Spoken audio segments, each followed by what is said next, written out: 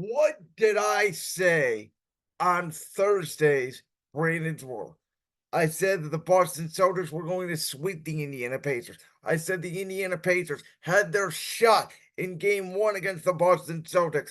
And in that unanimous meme, you blew it, came out because, of course, the Indiana Pacers could not inbound the ball. Jaylen Brown hit the clutchest shot since Kawhi Leonard banged around the rim on game seven against the Toronto Raptors, of course, in 2019. And the rest was history for that Raptors team. I believe the rest is history for this Boston Celtics team because, as I also mentioned, and as I talked about with Austin Arnold on Friday's show, by the way, if you missed that podcast, there was a great conversation where we talked all of things NBA playoffs. We talked my Cleveland Cavaliers finally firing JB Bickerstaff. We talked what it could mean for the offseason when it comes to Donovan Mitchell, Kawhi Leonard, Kevin Durant, Joel Embiid. We also talked NBA media rights deal and all things NFL. So make sure you check out that podcast. But I had said, the Boston Celtics, and this is, really kind of no fault of their own. It's just what happens. Yes, it did happen to the Golden State Warriors a few times during their dynasty run, but we know it's about, 80 to 85% skill, 15 to 20% luck. And the bottom line is Jimmy Butler did not play at all in the Heat series. In the Cleveland series, we know Donovan Mitchell did not play the last two games. We know that Jared Allen did not play the whole series. We know the cats were missing Karis LeVert, who, yes, is an inconsistent clown, but he's another scorer off the bench. And they did not have him for game five. And then you get to this series with the Indiana Pacers. And without Kristaps Porzingis, I had said Indiana's only one shot in this series was to out rebound the Boston Celtics and Miles Turner and Pascal Siakam. Boy, did they dominate in game one. Now, game two was a different story. Boston sort of took command, especially in the second half. Indiana, as I said, after game one, would just kind of feel deflated, and they wouldn't feel like they had a real shot to win game two in the TD Garden.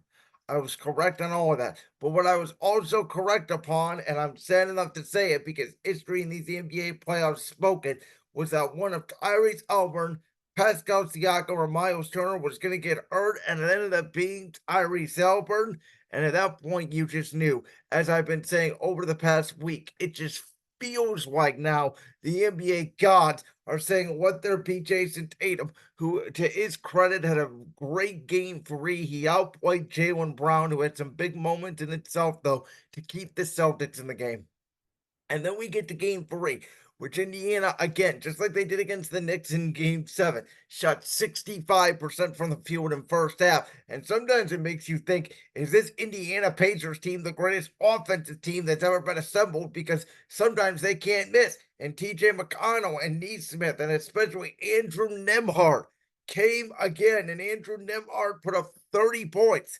But when your strategy for the Indiana Pacers is to just shoot them up, hope they go in very similar to the 2018 Houston Rockets. We're going to try to outscore you 130 to 129. When you start bricking shots and when you don't have Tyrese Halliburton, who again I think is a star. I don't think he's a superstar yet. Outside of game seven against the Knicks and game one against Boston, which again, maybe it is showing its maturity throughout these playoffs, but Indiana as a whole really has struggled on the road shooting the ball. They're much better at home. We know how good they were at home. Indiana hadn't lost on their home floor yet this postseason. But the Boston Celtics, who did go to the finals 2 years ago against the Golden State Warriors, they were up 2-1 in that series, and then they got a shaft by Steph Curry, who, by the way, Golden State ended up extending Klay Thompson. Don't understand that move at all. But obviously Golden State came back. They won that series 4 games to 2. Now, Boston last year, they were down 3-0 against Miami. They fought all the way back in a game seven. Don't want to hear about the Jason Tatum injury. To me, Caleb Martin, Max Strus, Gabe Vincent, Jimmy Butler, and the Miami Heat took them apart in game seven. Um, this year, though, again, Joe Mazzulla in his second year, who we have not given a ton of credit for as a head coach, seems to even more than Ime Udoka sort of steady that ship. And it seems like the Drew Holiday addition to replace Marcus Smart with him has been a bigger move than I think. We all thought it was a good move. obviously, when he left Milwaukee, but I think it's a bigger move than maybe some people like myself anticipated. Of course, he got the big basket last night to put Boston ahead, got the big steal on Indiana, which for the record, I know a lot of people are banging on Rick Carl there for not taking a timeout when obviously Indiana at that point is down by I believe a point. And then Boston misses a shot. Indiana, I had said y- the if you get a miss, you come down at worst. I always believe in not calling the timeout because you don't allow the defense to reset. So I'm going to defend Carlisle there. I think McConnell just dribbling it too far away from his body. Easy steal for Drew Holiday, which obviously allowed for the two free throws to be made. Comes down with 1.1 seconds remaining. Indiana puts up a prayer from Paris. They're down 3-0. And it wasn't surprising if you watched the second half of this game. And I've been saying throughout these last couple rounds in the NBA playoffs, when you watch obviously game seven, Minnesota, Denver, when you watch a game six between Oklahoma City and Dallas, then you watch a game two between, Dallas and Minnesota Friday night. Last night, game three, Indiana's up 18, in the second quarter. They're up 12 going into half. It's not over. That if Indiana gets cold, Boston can come back and win this game. We know that 20-point leads in the NBA aren't safe anymore. And that's exactly what happened. And the Celtics, to their credit, I thought Derek White and Al Horford hit some big threes. I thought White, the play where Jason Tatum made that behind the back pass to Al Horford, which I believe cut it to 2 points at that point off the Al Horford three. I thought that was an insane pass by Tatum, but I thought it was elite shot making by Al Horford and Derek White to keep them in the game. And then again, Jaylen Brown, Drew Holiday, Jason Tatum, and the Celtics, not only their offense, but their veteran presence, their defense, shut down a young Indiana team, which again, you can't rely on Pascal Siakam to be the superstar. You can't rely on Miles Turner to be a superstar. You cannot rely on Andrew Nimhard to be more than what he is, which last night he answered pretty much Tyrese Halliburton's production, even at some points in this series, has overproduced. Neesmith had a very good game. Again, Jackson underneath the basket had a very good game in a backup center role, rebounding. TJ McConnell had another extraordinary game scoring the basketball. But as I've said throughout these entire playoffs, it's not sustainable. And the Indiana Pacers, they don't have a superstar, and they have three stars. And that historically will not win you championships. And I said the Pacers should not even be here. If it wasn't for the Knicks injuries, it would be a Celtics Knicks Eastern Conference Finals, which I was almost glad at this point that it was Indiana, even though, again, I don't believe the Pacers are real. I've called them the Wasters, the Facers. I haven't believed in them, since they beat Milwaukee, since it took 6 games for them to beat the Bucks without Giannis, and for 2 games without Damian Lillard, and they lost one of those games, by the way, to Chris Middleton, and they could have lost game three in Indiana against Milwaukee if it wasn't for better coaching strategy there by Carl.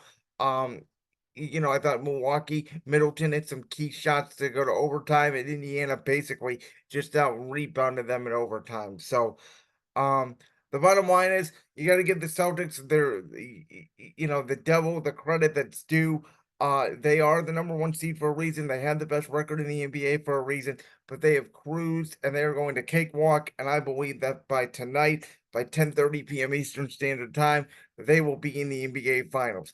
If Indiana comes out, if by chance Halliburton plays, because this is recording on the Sunday before the game, um, if by chance Alburn plays and Indiana has a pride game and they win game four, whatever, the series will be over by Wednesday. At the very least, Boston will have 8 days off before they play in the NBA Finals on June 6th.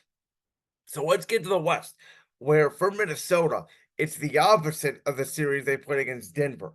They stole the first 2 games in Denver.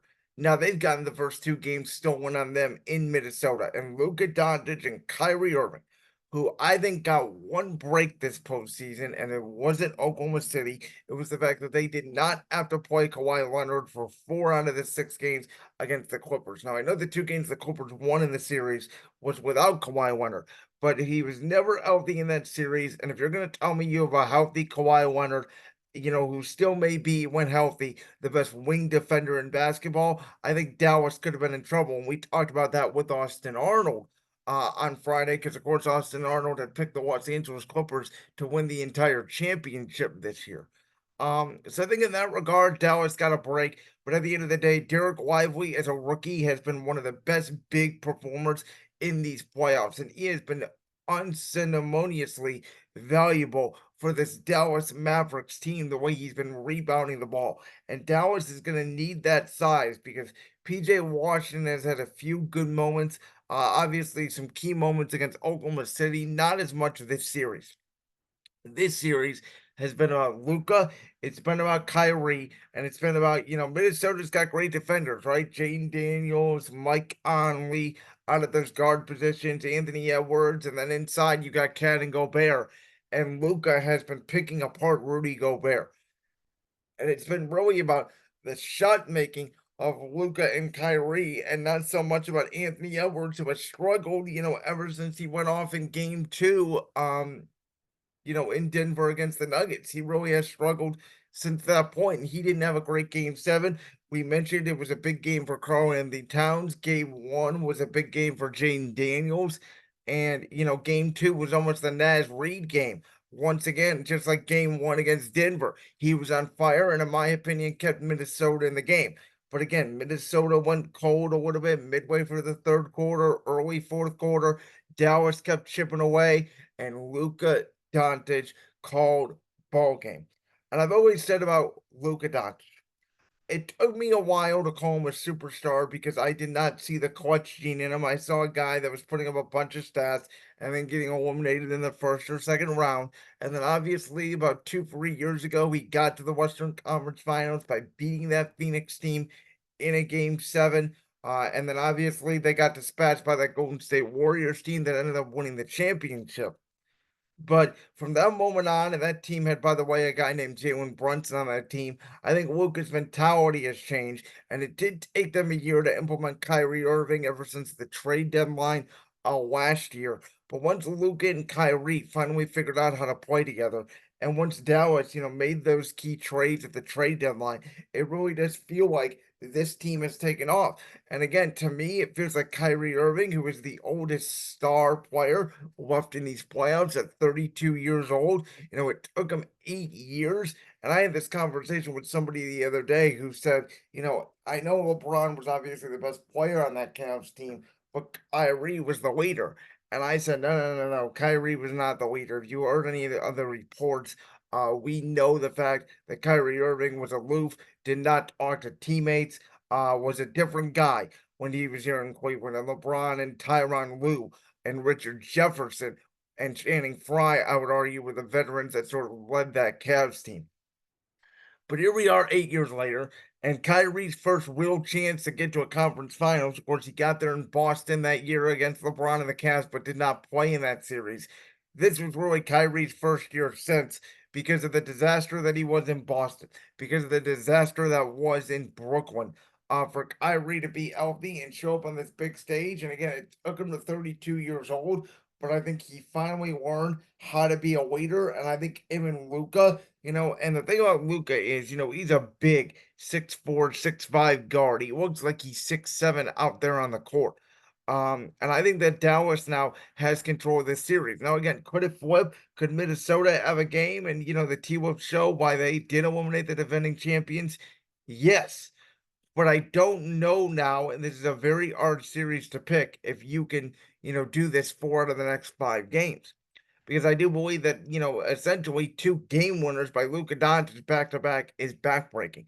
And I said this about the Minnesota Timberwolves, and it's why I lean towards the Mavericks in this series, is because I said that history will tell you nobody except for LeBron James in the recent modern day NBA, the 2007 Cleveland Cavaliers, has done what Anthony Edwards would do at 22 years old at the Minnesota Timberwolves, would go on to win this NBA championship. And the Dallas Mavericks now, as a 5 seed, will assumingly go up against the Boston Celtics in the NBA Finals. I think, ironically, it may be the first game 7 in the NBA Finals since the 2016 Cavs Warriors Finals. I think the NBA needs it. I think the NBA wants it. Obviously, the Celtics will have home court advantage. We saw what happened the last time. There was a game 7 with the road team winning.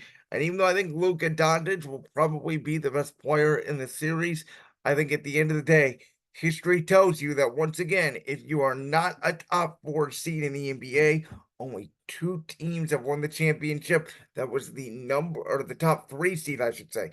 Number four seed Boston Celtics, 1960 with Bill Russell. Six seed Houston Rockets when Akeem Olajuwon was injured for most of the regular season. They were a 2 to 3 seed up to that point. And so, can Dallas essentially, in my mind, make history and be a lower seed and win the NBA championship? That's the biggest question to me at this point. I don't know if it's possible. And if I had to guess right now, I think it's Celtics Mavs finals. I think the Celtics win it in seven. I think this is finally the year. Jason Tatum, Jalen Brown, 7, 8 years in, the Boston Celtics. They have Drew Holiday, they have Derek White. Kristaps Porzingis is going to come back. Al Horford's been terrific. They have the depth, they have the scoring, they have the team, they've gotten the breaks. This feels like this is the Celtics' year. Like that clip from the Brand's World podcast? If so, make sure you go down there and hit that subscribe button. While you're down there hitting the subscribe button, make sure to also hit the notification bell so you never miss another upload. And make sure you check out all the other clips from the Brand's World podcast right here on YouTube.